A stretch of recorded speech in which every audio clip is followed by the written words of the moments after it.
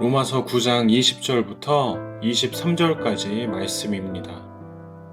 이 사람아, 네가 누구이기에 감히 하나님께 반문하느냐? 지음을 받은 물건이 지은 자에게 어찌 나를 이같이 만들었느냐 말하겠느냐? 토기장이가 진흙 한 덩어리로 하나는 귀히 쓸 그릇을 하나는 천이 쓸 그릇을 만들 권한이 없느냐? 만일 하나님이 그의 진노를 보이시고 그의 능력을 알게 하고자 하사 멸하기로 준비된 진노의 그릇을 오래 참으심으로 관용하시고 또한 영광받기로 예비하신 바 긍휼의 그릇에 대하여 그 영광의 풍성함을 알게 하고자 하셨을지라도 무슨 말을 하리요? 사도 바울은 로마서 6장, 7장, 8장을 통해 성화의 주제를 다루며 8장 28절, 29절에서 이런 고백을 하였습니다.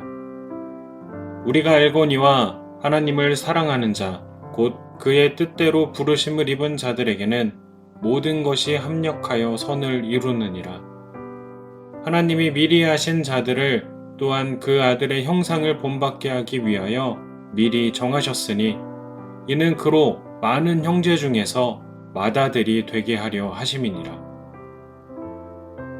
이 고백에서는 예정론이라는 이름으로 들어보았을 내용이 담겨 있습니다. 개인적으로는 이 예정론이라는 교리 하나 때문에 어느 교단의 신학대학원을 선택해야 하는지 고민을 참 많이 했었던 주제이기도 합니다. 성경을 통해서 이해는 되는데 제 마음에 믿어지지 않는 그런 교리 중에 하나였기 때문입니다. 예정론, 하나님의 선택.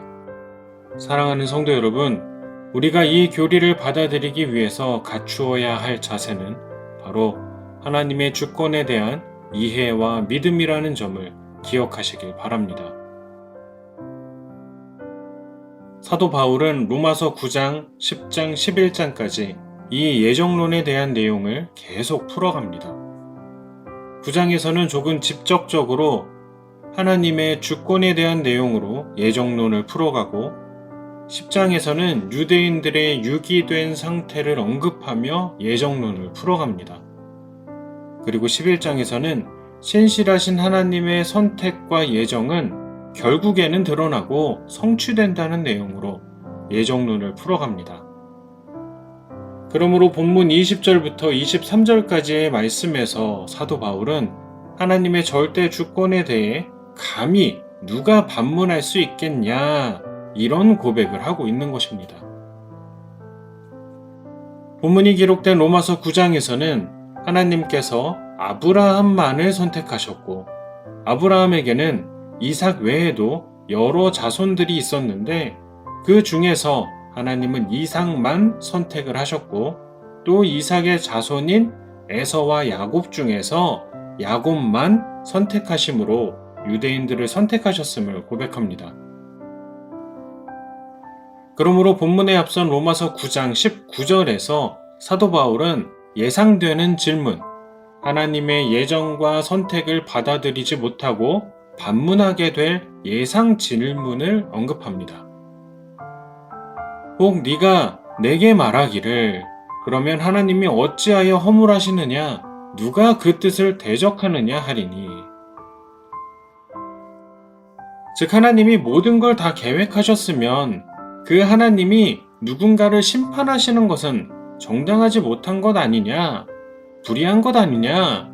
하나님이 누군가를 아예 처음부터 심판하기로 작정하고 창세 전부터 그렇게 예정하고 선택하셨다면 하나님이 그 사람을 지옥에 보내는 게 마땅한가?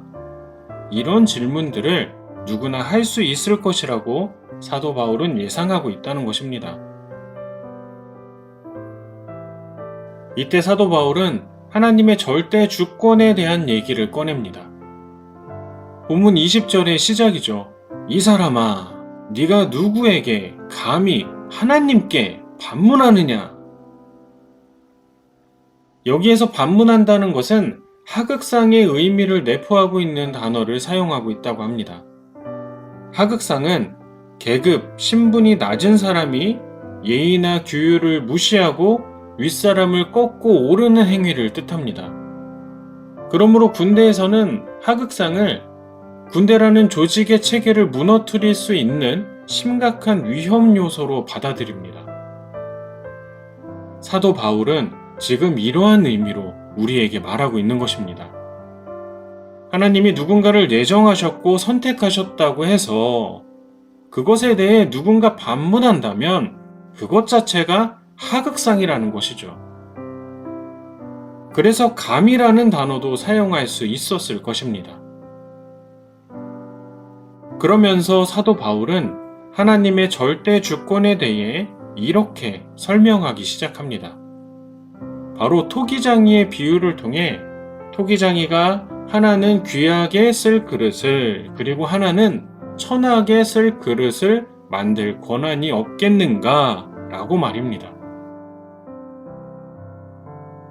사랑하는 성도 여러분, 우리는 하나님을 어떻게 알고 있습니까? 우리의 창조주, 온 우주 만물의 창조주로 알고 있습니까?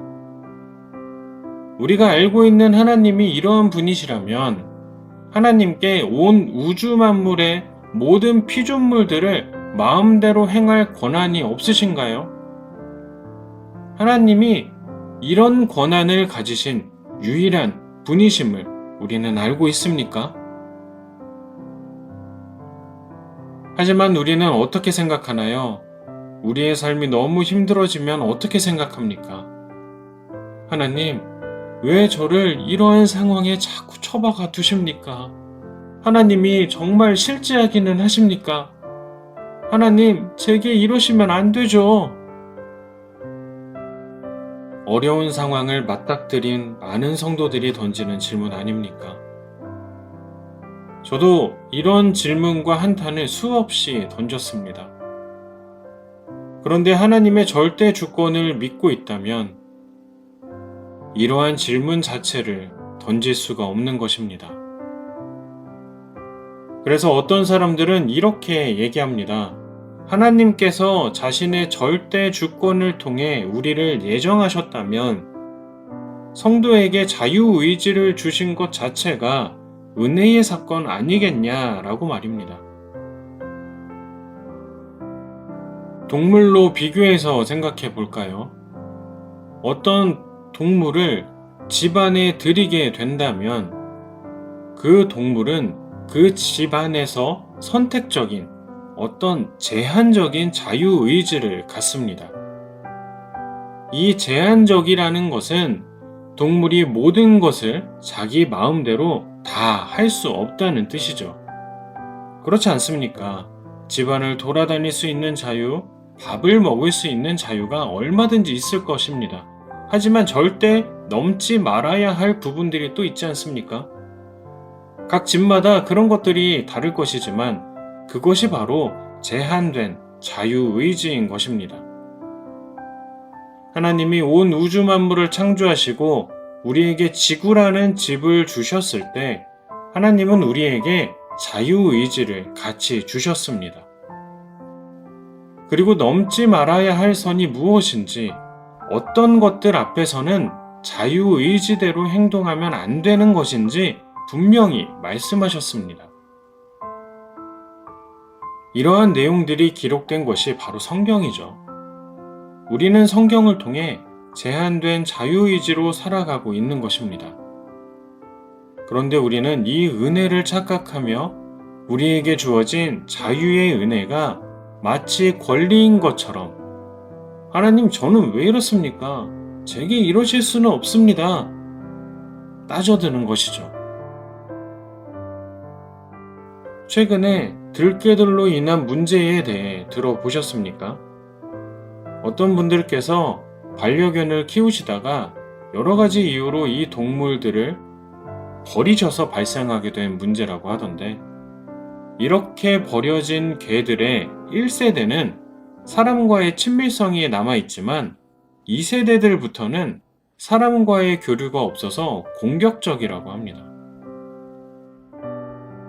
제가 이 얘기를 드리는 이유는 22절과 23절을 더 설명하기 위함인데, 22절에서는 하나님이 멸하기로 준비한 진노의 그릇을 선택하시고 예정하셨지만 그에게 즉각적인 심판을 내리시는 것이 아니라 회개의 시간이든 아니면 심판의 기한을 유보하셨다면 그 또한 창조주의 권리가 아니겠는가?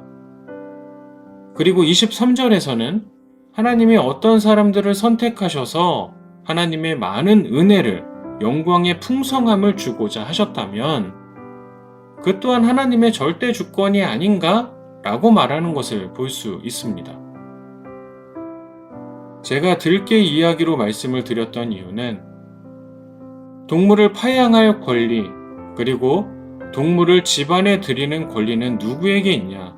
바로 주인에게 있다는 것을 말씀드리기 위함입니다. 사회적, 윤리적인 측면에서 생명에 대한 존중이 없는 파양을 지금 편드는 것이 아닙니다. 절대 주권이라는 측면을 강조해서 말씀드리고 싶을 뿐입니다.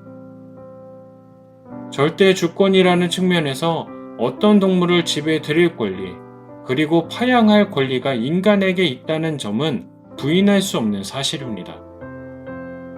동물이 어떤 사람과 살기를 선택하고 그 집을 들어가는 것이 아니기 때문이죠.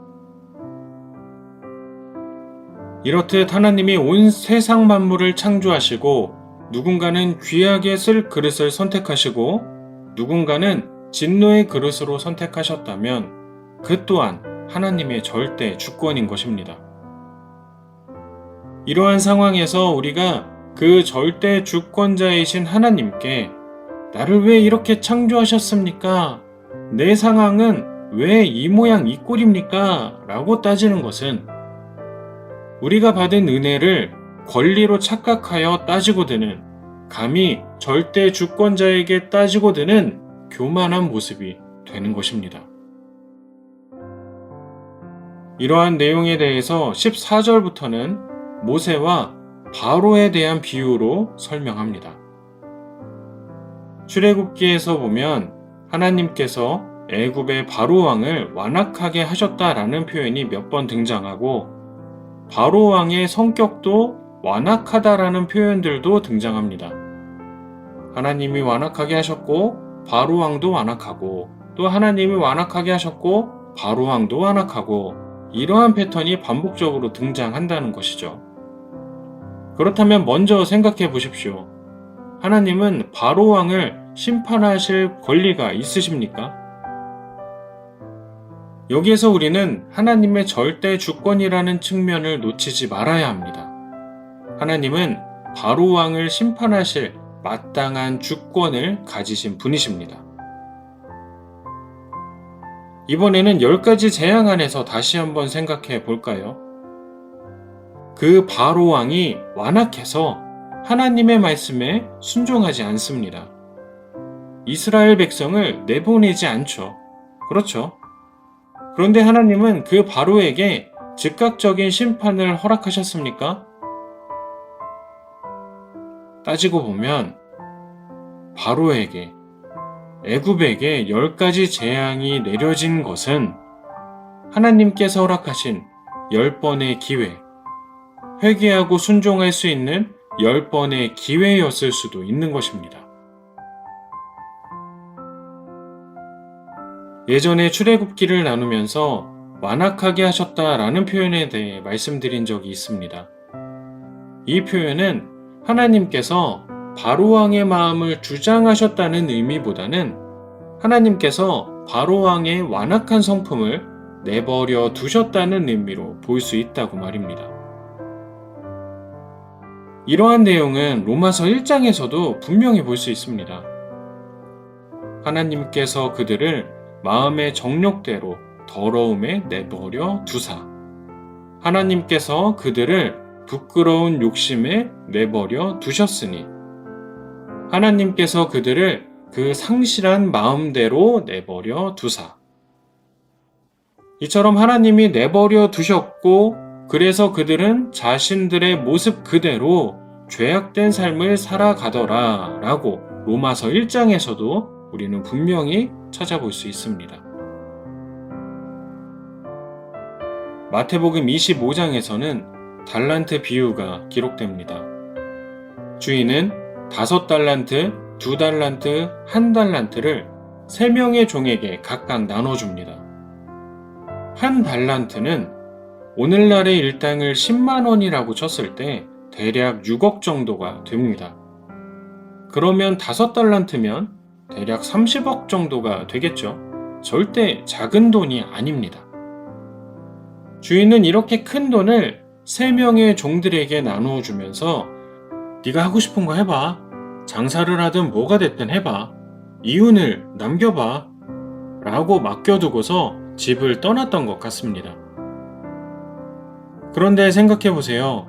주인이 이렇게 큰 돈을 3명의 종들에게 나눠줄 수 있었다면 그 주인의 수하의 종이 고작 3명 뿐이었을까요? 더 많지 않았을까요? 그래서 이런 상상도 해봅니다. 이 3명의 종은 주인의 집에서 집사라고 불릴 수 있는 종 중의 종이지 않았을까? 종들의 우두머리라고 표현해야 할까요? 좀 이런 캐릭터들로 생각해 볼 수 있지 않을까 상상해 봅니다. 그것이 아니라면 이 3명의 종도 주인에 의해서 예정되고 선택된 은혜를 받은 종들인 것이죠. 그런데 주인에게서 1달란트를 받았던 종의 반응을 기억하십니까? 그는 주인에게서 받은 1달란트를 땅에 묻어놓고 주인이 돌아왔을 때 이렇게 말합니다. 주인의 성격이 괴팍하신 분이라 내가 이 돈을 잘못 운영해서 손해를 보게 된다면 나를 가만두실 분이 아니니 저는 이 돈을 안전하게 보관하기 위해 땅에 묻어 놓았었습니다. 이런 식으로 말합니다. 그래서 주인이 뭐라고 그럽니까? 너 내가 그런 사람인 줄 알았으면 차라리 은행 이자라도 갖고 오는 게 맞지 않았겠냐? 라고 분노하며 그를 집에서 내치죠. 우리 단순하게 생각해 볼까요? 이게 말이 되는 상황입니까? 투자를 해보신 분들은 아시겠지만 원금을 유지하며 투자를 한다는 것이 사실 꽤나 어렵습니다. 그런데 이 1달란트 받은 종은 원금이라도 지켜냈잖아요. 그가 주인을 향해 불쾌한 발언을 하였고 주인에 대해 오해하며 살아온 것이 실수라면 실수라고 할 수 있을지도 모릅니다.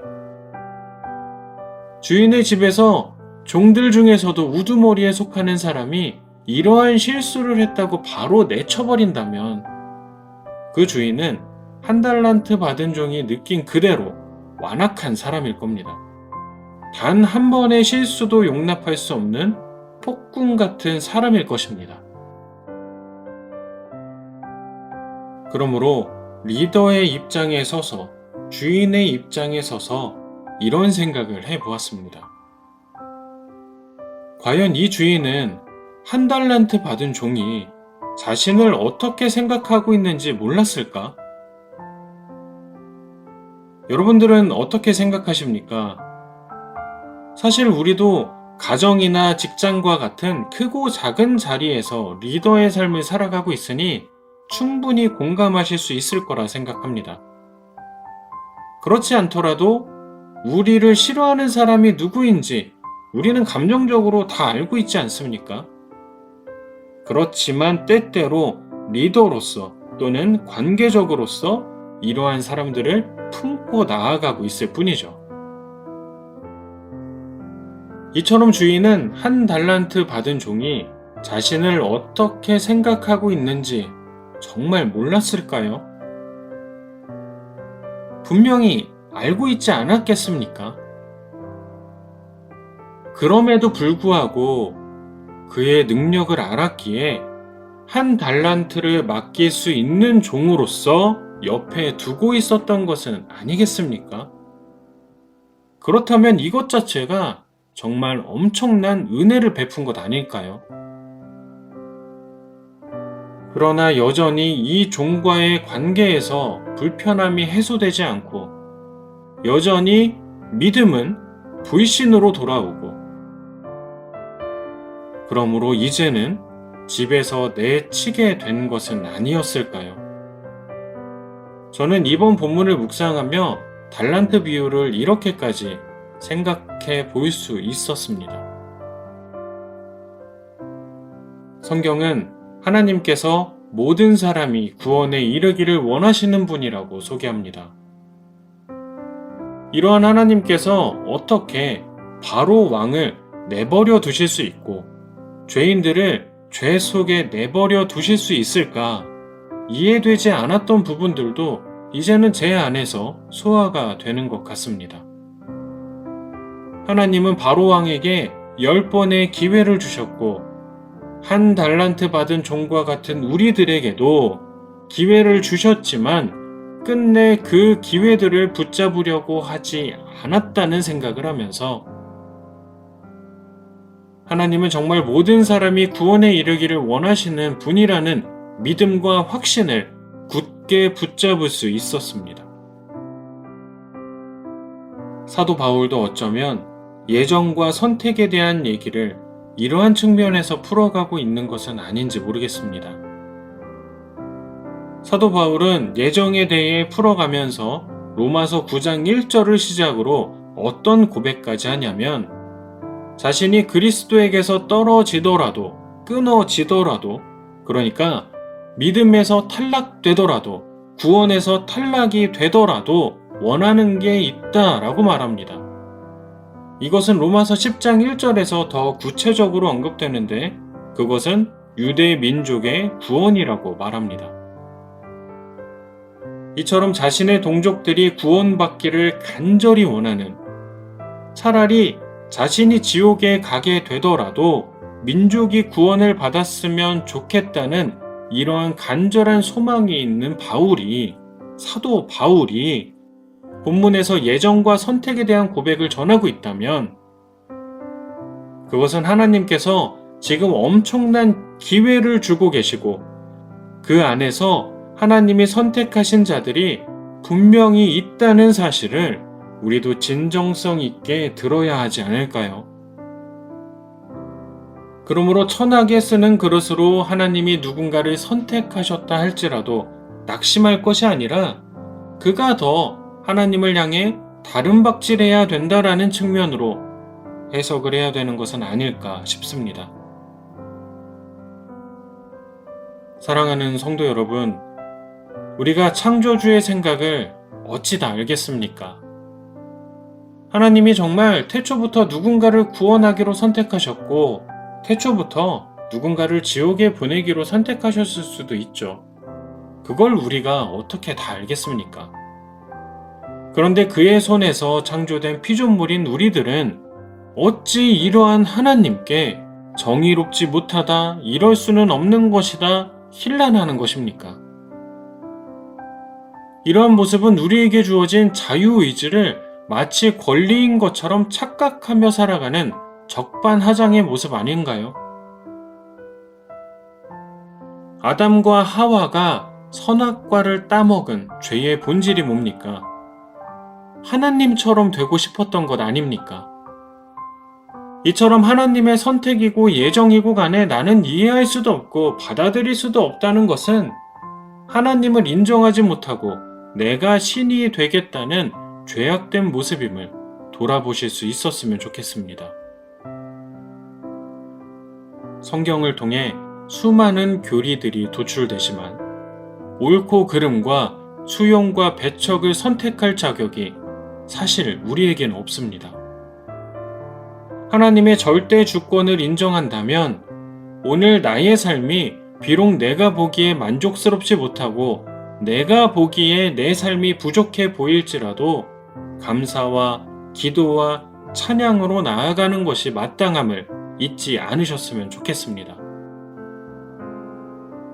데살로니가전서 5장에서는 항상 기뻐하라, 쉬지 말고 기도하라, 범사에 감사하라고 말합니다. 저는 이 말씀을 보면서 이렇게 살아가는 것이 가능한 일인가 라고 생각했던 적이 있었습니다. 그런데 이 말씀들도 하나님의 절대 주권이라는 측면에서 바라보니 이렇게 살아가지 않는 것이 오히려 이상한 것이라는 점을 깨닫습니다. 길을 다니다 보면 목줄에 붙잡혀 있는 반려동물들이 항상 저의 시선을 사로잡습니다. 왜냐하면 목줄에 잡혀 있어서 자신들이 하고 싶은 행동을 온전히 행할 수 없음에도 불구하고 항상 주인을 바라보고 주인 안에서 행복해하는 모습들이 저를 부끄럽게 만들기 때문입니다. 저는 하나님이 저의 삶에 목줄과 같은 제재를 가한다며 늘 불평이 많은 죄인이기 때문입니다.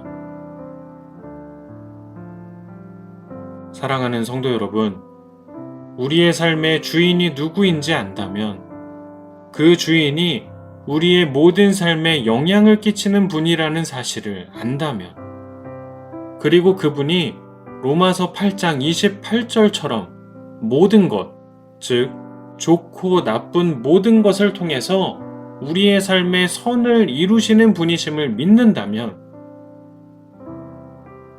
우리는 그분 안에서 항상 기뻐하고 쉬지 않고 기도하며 범사에 감사하지 않을 수 없다고 말씀드리지 않을 수가 없는 것 같습니다. 사랑하는 성도 여러분, 우리의 창조주 하나님을 믿으십니까? 그렇다면 이제는 하나님의 절대 주권에 순복하는 소중한 성도들 되셨으면 좋겠습니다. 분명 우리의 삶에 원망과 불평이 나올 수 있습니다. 하지만 하나님의 절대 주권 안에서 하나님이 나의 삶에 이런 것을 허락하셨다면 하나님의 뜻이 있겠거니 라고 우리의 생각과 마음을 바꿔가는, 그래서 하나님의 절대 주권을 우리의 삶에 녹여내는 귀한 성도들 되셔서 하나님과 더 친밀하고 하나님 안에서 더 행복한 소중한 성도들 될 수 있기를 주님의 이름으로 간절히 축복합니다.